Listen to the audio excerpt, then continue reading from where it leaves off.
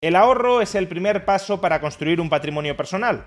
¿Y cómo puede ayudarnos mentalmente la llamada regla 50-30-20 a ahorrar?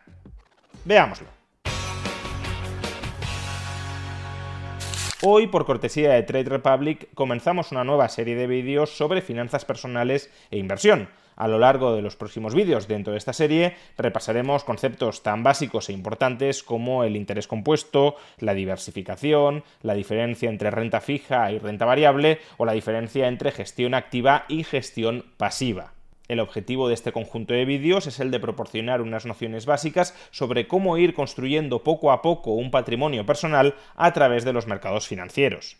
Y el primer paso imprescindible dentro de cualquier itinerario para construir ese patrimonio personal a través de los mercados financieros reside en el ahorro.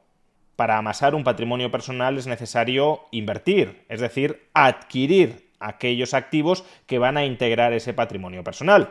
Pero para poder adquirir los activos que queremos que integren nuestro patrimonio personal, es necesario ahorrar. Porque incluso en el caso de que quisiéramos endeudarnos para obtener la financiación con la que adquirir esos activos, para poder acceder a un cierto volumen de endeudamiento, necesitaríamos tener un mínimo ahorro personal propio que le sirviera a nuestro prestamista como garantía de repago. Por tanto, si queremos construir un patrimonio personal, sí o sí tenemos que ahorrar. Y el ahorro personal no es más que la diferencia entre nuestros ingresos y nuestros gastos. Y por tanto, para ahorrar, hemos de tomar decisiones tanto con respecto a los ingresos como con respecto a los gastos. En cuanto a los ingresos de una persona pueden ser tanto ingresos derivados del trabajo, ya sea del trabajo por cuenta ajena, los salarios, o del trabajo por cuenta propia, los ingresos profesionales de un autónomo, o también ingresos derivados del capital.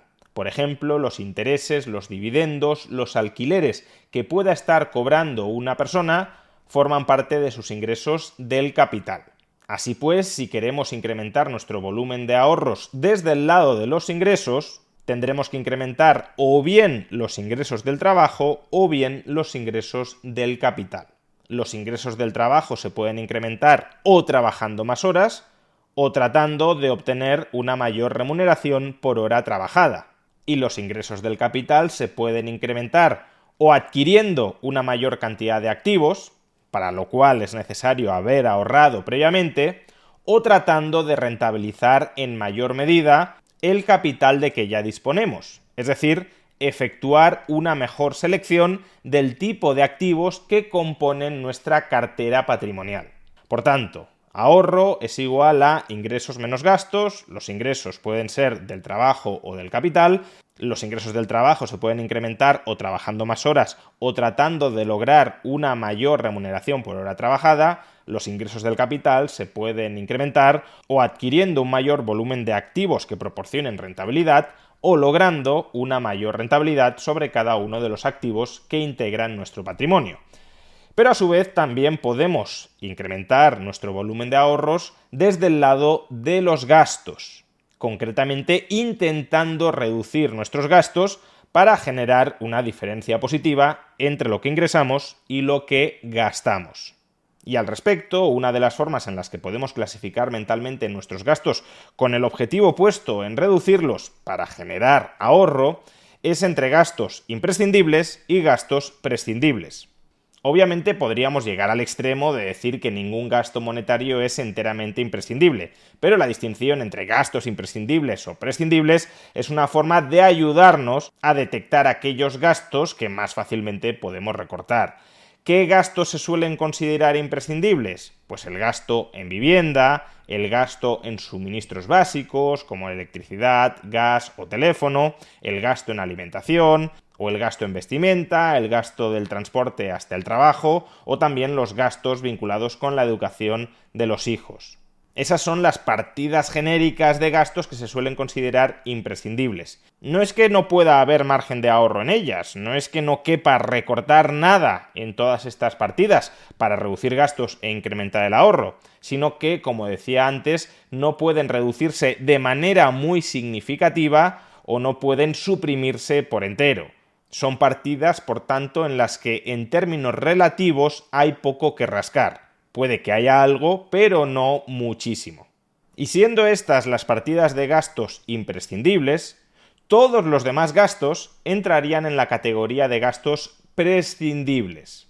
Así pues, ¿qué son los gastos prescindibles? Pues en primer lugar, los despilfarros puros y duros, es decir, aquellos gastos en los que seguimos incurriendo periódicamente pero que no nos aportan ningún tipo de bienestar. ¿Y por qué si no nos aportan ningún tipo de bienestar seguimos incurriendo en ellos? Pues por inercia, por algún automatismo, por desidia, por habernos olvidado quizá incluso de ellos, y son el primer tipo de gastos que habría que suprimir. En segundo lugar, también se pueden incluir aquí aquellos gastos que sí nos proporcionan bienestar, pero menos bienestar que el tener un patrimonio futuro. Por tanto, son gastos que conviene eliminar al alcanzar el objetivo de construir ese patrimonio personal futuro.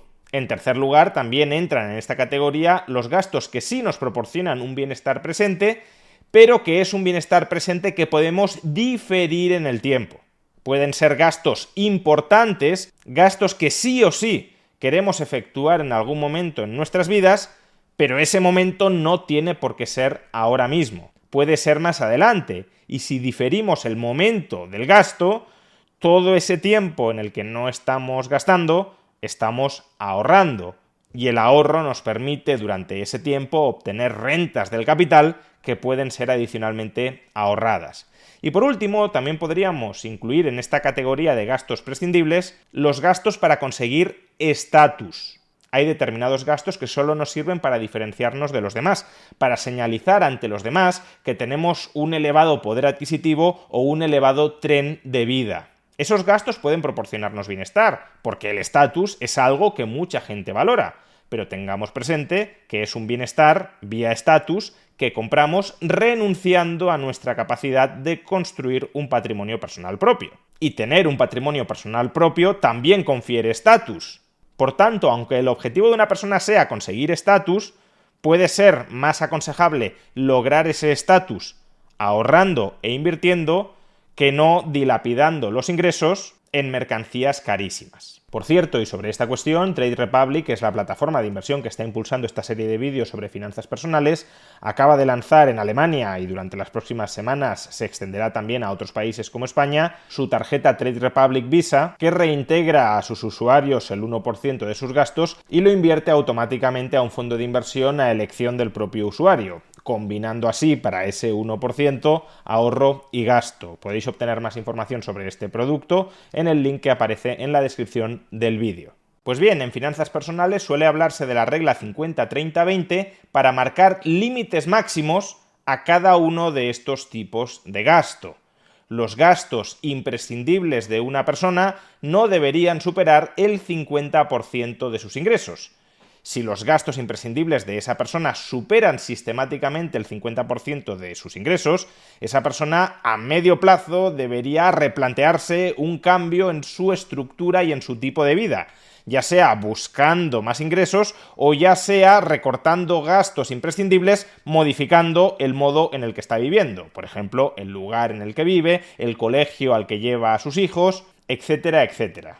Por su parte, los gastos prescindibles no deberían superar el 30% de los ingresos.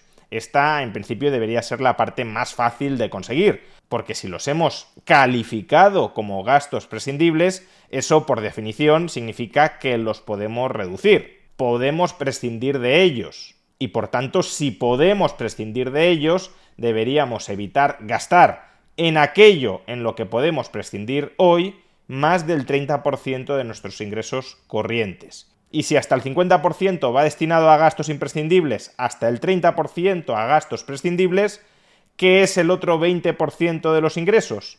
El ahorro. Esta regla del mundo de las finanzas personales aconseja ser capaz de ahorrar recurrentemente alrededor del 20% de nuestros ingresos. Si no conseguimos ahorrar el 20% de los ingresos, en primer lugar habrá que recortar los gastos prescindibles hasta conseguirlo, y si ni siquiera recortando los gastos prescindibles para conseguirlo lo logramos, habrá que plantearse un ajuste de ingresos y de gastos imprescindibles. Pero ese segundo ajuste ya es un ajuste más complicado de hacer y que implica, como decíamos, cambios sustanciales en los estilos de vida a medio plazo. De hecho, la regla 50-30-20 también aconseja considerar mentalmente el ahorro como un gasto fijo y periódico en la construcción de un patrimonio personal a largo plazo. Es decir, no ahorrar aquel residuo que a final de mes nos queda sobre nuestros ingresos después de haber efectuado los gastos imprescindibles y los gastos prescindibles, sino imponerse la disciplina o incluso la automatización de que cada mes se nos retire como gasto, como cuando pagamos los suministros, o pagamos el alquiler, o pagamos la hipoteca, se nos retire alrededor del 20% de nuestros ingresos como ahorro. Por ejemplo, si una persona tiene unos ingresos promedio de 2.000 euros mensuales, cada mes tendría un gasto en ahorro, en destinar un 20% de sus ingresos a construir un patrimonio personal de cara al futuro, tendría un gasto en ahorro de 400 euros. Y por tanto, en lugar de dejar que sea el ahorro el que varíe en función de nuestra disciplina o indisciplina a la hora de controlar los gastos prescindibles, lo que hacemos es ajustar a final de mes los gastos prescindibles a los ingresos que nos quedan después de haber atendido los gastos imprescindibles y el ahorro imprescindible. Por tanto, como decíamos, el primer paso para construir un patrimonio personal propio es el ahorro. Pero ¿hasta qué punto con un ahorro del 20% sobre unos ingresos que no tienen por qué ser estratosféricos, seremos capaces de construir un patrimonio personal significativo? Porque uno también puede pensar que si su capacidad de ahorro es muy limitada, ¿para qué va a hacer el sobreesfuerzo de austeridad si al final no va a obtener frutos en forma de un patrimonio personal significativo? Pero aquí es donde entra el enorme potencial del interés compuesto. Y hablaremos sobre esto en el próximo vídeo.